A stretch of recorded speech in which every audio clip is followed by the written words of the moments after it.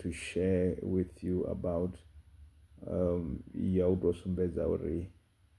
life was not that easy.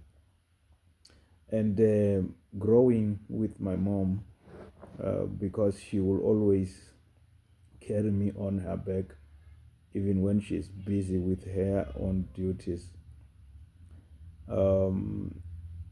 I remember when she shared a story of what happened the time she was busy preparing the homemade beer, because they used to do it inside the small hut. Yeah, and then they will use those big drums and so forth. So by then she's saying she had me on her back, and all of a sudden the clouds began to gather, and it was threatening to rain.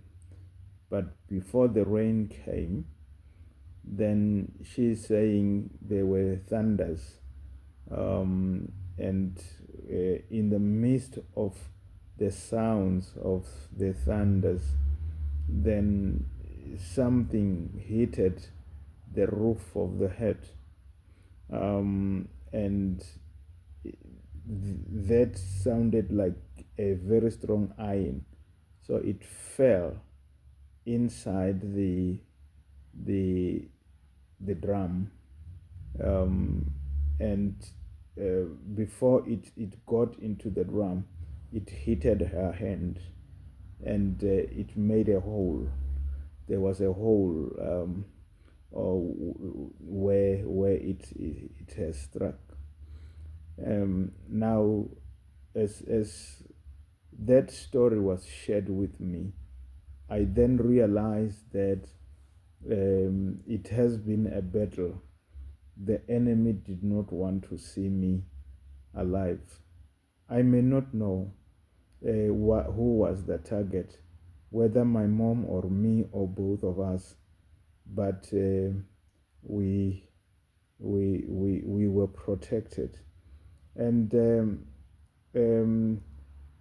she had to call and scream, and those that were passing by, then they entered, and the neighbors, though we were staying far from each other, the neighbors came, and when they arrived there, they emptied the drum, and they found nothing inside.